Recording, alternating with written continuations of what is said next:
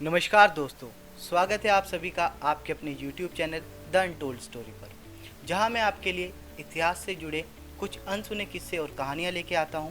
लेकिन आज मैं आपको किसी ऐतिहासिक घटना की कहानी नहीं सुना रहा हूं, मगर मैं आज आपको उन ऐतिहासिक पल के बारे में बताऊंगा जिनकी वजह से हमारे देश का महान इतिहास लिखा गया है। तो दोस्तों, हमारा जन्म एक ऐसे महान देश में हुआ है जहां माँ को भगवान का दर्जा दिया जाता है।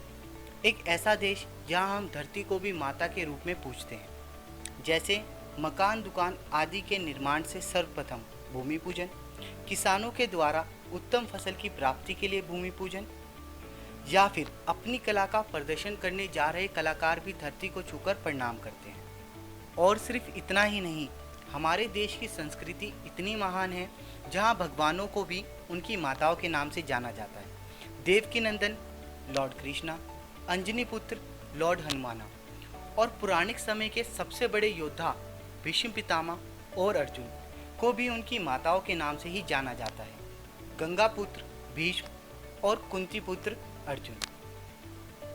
तो ऐसा क्यों है? क्योंकि जितना प्रेम एक माँ अपने बच्चों से करती है, उतना प्रेम कभी कोई किसी से नहीं कर सकता। दुनिया में यूँ तो ना जाने कितने यंत्रों का आविष्कार हुआ है, मगर कभी कोई यंत्र ऐसा नहीं बना जिससे माँ का त्याग, ममता और प्यार को नापा जा सके। तो क्या कभी माँ का ऋण चुकाया जा सकता है? ऋण चुका देने की कल्पना भी हमारे लिए अनुचित होगी। हम स्वयं जिसका अंश है उसका ऋण कभी नहीं चुकाया जा सकता, ना ही उन अमृत बूंदों का जिसने हमारी कोमलता को पोषित किया, ना ही उन काजल के टीकों का जिसने हमें बुरी नज़र से बचाया। तो माँ की भूमिका हम सबके जीवन में बहुत ही महत्वपूर्ण है। माँ जननी है। माँ अपने बच्चों पर सब कुछ निछावर कर देती है, बिना किसी लालच के उन्हें प्यार करती है। तभी माँ को भगवान का दूसरा रूप माना गया है।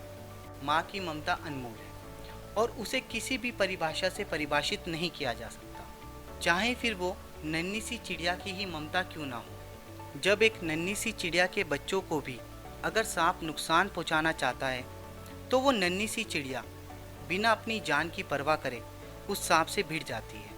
और इसी प्रकार जब हमें भी एक खरोच आती है तो दर्द हमारी माता को होता है। तो अब सोचिए उन शूरवीर की माताओं के बारे में, जिन शूरवीरों ने इस देश के लिए अपनी जान कुर्बान कर दी। उनकी माताओं ने उन्हें जन्म दिया और उन्हीं शूरवीरों की वजह से इस देश का महान इतिहास लिखा गया है। ना जाने कितने त्याग और परिश्रम से उनकी माताओं ने उनकी परवरिश करी होगी और उन शूरवीरों ने इस देश के लिए हंसते हंसते अपनी जान कुर्बान कर दी। तो आज की इस वीडियो में मैं उन शूरवीर की माताओं के बारे में ही आपको बताऊंगा जिनके बारे में आपको कभी किसी ने नहीं बताया होगा, और साथ ही साथ उन शूरवीरों से जुड़े कुछ रोचक तथ्य भी मैं आपको बताने वाला हूँ। तो आइए उन महान माताओं के बारे में जानते हैं जिन्होंने इन शूरवीरों को जन्म दिया। खूब लड़ी मर्दानी वो, झांसी वाली रानी थी वो। जी हाँ, रानी लक्ष्मीबाई। रानी लक्ष्मीबाई का जन्म 19 नवंबर 1828 बनारस में हुआ था। उनका बचपन का नाम मणिकर्णिका था और उन्हें प्यार से मनु भी बुलाया जाता था। और उनकी माता का नाम भागीरथी बाई था, जो कि बहुत ही बुद्धिमान थी और संस्कृत का भी उन्हें उत्तम ज्ञान था। 1842 में 14 वर्ष की आयु में उनका विवाह झांसी के राजा गंगाधर राव से हुआ। रानी लक्ष्मीबाई और राजा गंगाधर ने एक बेटे को जन्म दिया जो सिर्फ 4 महीने ही जीवित रह सका। राजा गंगाधर ने अपने चचेरे भाई के पुत्र को गोद लिया और उसे दामोदर राव नाम दिया। राजा गंगाधर राव की मृत्यु के बाद रानी लक्ष्मीबाई कमजोर पड़ने लगी और इस बात का फायदा अंग्रेजी सरकार और पड़ोसी राज्यों ने उठाया। इन सभी ने मिलकर झांसी पर आक्रमण शुरू कर दिया। 1857 तक झांसी दुश्मनों से घिर चुकी थी। फिर झांसी को दुश्मनों से बचाने का जिम्मा खुद रानी लक्ष्मीबाई ने अपने हाथों में लिया। उन्होंने अपनी महिला सेना तैयार की और इसका नाम उन्होंने दुर्गा दल रखा। रानी लक्ष्मीबाई ने तात्या तोपे के साथ मिलकर ग्वालियर के एक किले पर कब्जा कर लिया, लेकिन 18 जून 1858 को अंग्रेजों से लड़ते हुए 23 वर्ष की आयु में रानी लक्ष्मीबाई की मृत्यु हो गई। अब जानते हैं चंद्रगुप्त मौर्य के बारे में, जिनकी माता का नाम मूरा था। इनका जन्म 321 बीसी पूर्व पाटलिपुत्र में हुआ था और मौर्य साम्राज्य की स्थापना भी चंद्रगुप्त मौर्य ने ही की थी और चंद्रगुप्त मौर्य ही भारतीय उपमहाद्वीपों को एकजुट करने वाले प्रथम व्यक्ति थे और यहीं से अखंड भारत की शुरुआत हुई। ये सब उन्होंने केवल 20 वर्ष की आयु में किया था। इनकी महान सेना में 6 लाख सैनिक, 9,000 हाथी और 30,000 घोड़े थे। सम्राट अशोका की माता का नाम सुभद्रांगी था और सम्राट अशोका तीसरे उत्तराधिकारी थे मौर्य साम्राज्य के। और बहुत कम लोग ये बात जानते हैं, सम्राट अशोका बुद्धिस्ट समुदाय का काफी समर्थन करते थे। उन्होंने बुद्धिस्ट समुदाय के लिए 84,000 स्तूपास का निर्माण कराया, जहां पर बुद्धिस्ट समुदाय के लोग बैठकर साधना करते थे। कलिंगा युद्ध को अनेकों सफलताओं में से सम्राट अशोका की सबसे बड़ी सफलता माना गया है, क्योंकि ये सफलता उनके पूर्वजों को भी नहीं मिली और यही उनके जीवन का सबसे बड़ा मोड़ था। 1 लाख से 1.5 लाख लोगों की मृत्यु और रक्तपात देखने के बाद वो निःशब्द हो गए और उन्होंने अहिंसा के मार्ग पर चलने का निश्चय किया। अशोका स्तंभ के बारे में तो आप सभी लोग जानते होंगे। ये स्तंभ उनके साम्राज्य की सीमा को दर्शाते थे। अनेकों स्तंभ समय के साथ बर्बाद हो गए, लेकिन आज भी भारत में 20 स्तंभ अलग अलग जगह पर देखे जा सकते हैं और अशोका स्तंभ में जो सिंह विराजमान है वही हमारे देश का राष्ट्रीय प्रतीक है। अब जानते हैं पृथ्वीराज चौहान के बारे में। इनकी बहादुरी के किस्से हमें बचपन से ही पढ़ाए जाते हैं।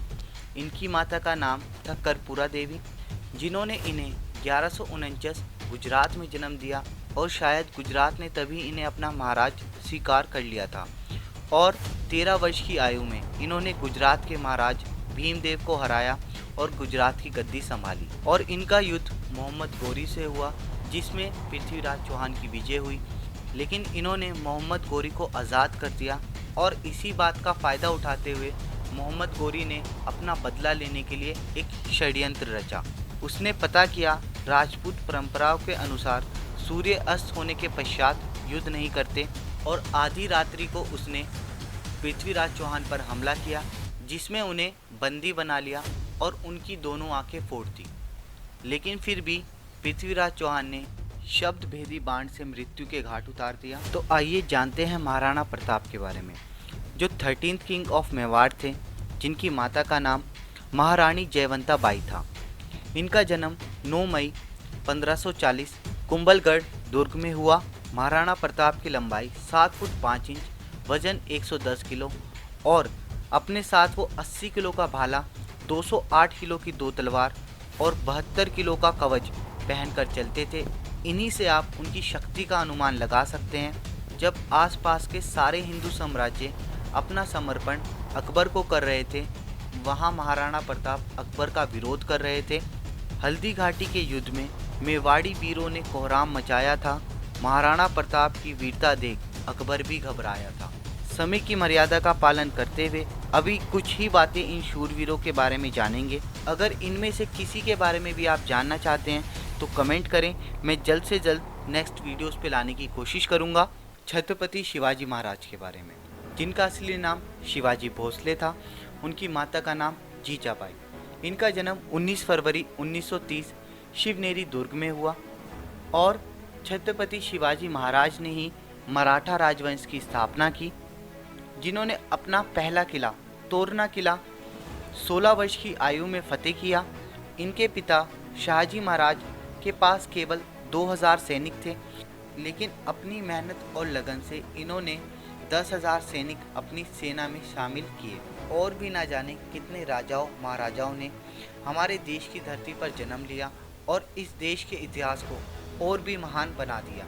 मगर इस देश के इतिहास में सिर्फ राजाओं महाराजाओं का नाम ही दर्ज नहीं किया गया, अनेकों विद्वान और क्रांतिकारियों ने भी अपनी बुलंद आवाज़ में इस देश के जयकारे लगाए।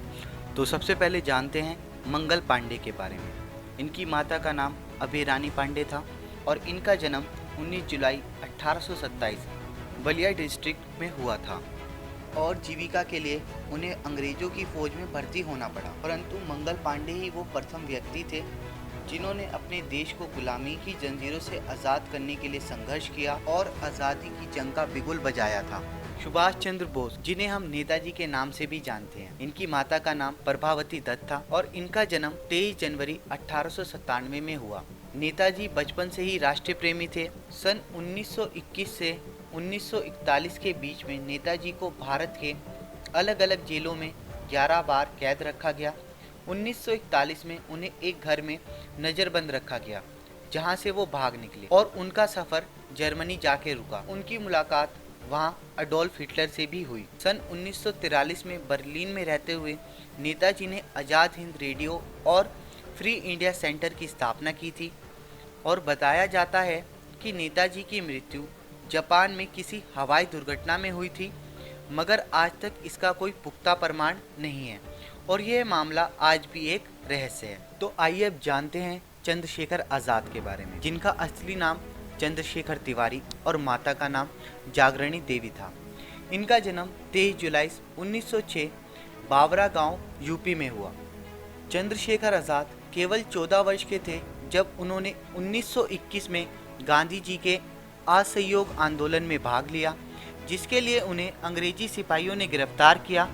और जब जज ने उनका और उनके पिता का नाम पूछा तो उन्होंने बुलंद आवाज में जवाब दिया, मेरा नाम आज़ाद है, मेरे पिता का नाम स्वतंत्रता और मेरा पता कारावास है। इसी घटना के बाद उनका नाम चंद्रशेखर आज़ाद जाना जाता है और अनेकों क्रांतिकारी गतिविधियों के बाद उनकी अंतिम मुठभेड़ इलाहाबाद के एक पार्क में हुई, जहां पर उन्होंने अंग्रेजी सिपाहियों का डटकर सामना किया, परंतु अपने पास गोलियां समाप्त होती देख उन्हें अपनी प्रतिज्ञा याद आई कि मैं कभी अंग्रेजों के हाथों जीवित गिरफ्तार नहीं होऊंगा और अपनी प्रतिज्ञा पे कायम रहते हुए अंतिम कारतूस से स्वयं को गोली मार ली।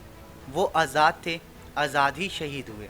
तो आइए अब जानते हैं भगत सिंह के बारे में। भगत सिंह, जिनका असली नाम संधू जट था और उनकी माता का नाम विद्यावती, जिन्होंने उन्हें 28 सितंबर 1907 बांगा गांव पंजाब में जन्म दिया, मगर 1947 के बंटवारे के बाद अब वो पाकिस्तान में है। आप सभी को पता होगा 23 मार्च 1931 में भगत सिंह को 23 वर्ष की आयु में ब्रिटिश हुकूमत ने फांसी दी।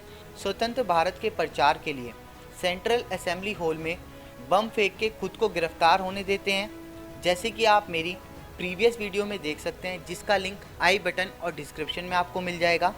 और जॉन सैंडर्स की हत्या के आरोप में उन्हें 24 मार्च 1931 को फांसी सुनाई जाती है, मगर 11 घंटे पहले ही 23 मार्च 1931 शाम 7:30 बजे उन्हें फांसी दे देते हैं। लेकिन उनकी मृत्यु ने सैकड़ों लोगों को स्वतंत्रता आंदोलन में भाग लेने के लिए प्रेरित किया, जैसा भगत सिंह चाहते थे। तो आपने देखा, इन शूरवीरों ने अपनी भारत माता के लिए अपनी जान तक कुर्बान कर दी। और आज के इस दौर में जब बच्चे कुछ महान कार्य करते हैं, उसका सारा श्रेय पिता को दिया जाता है।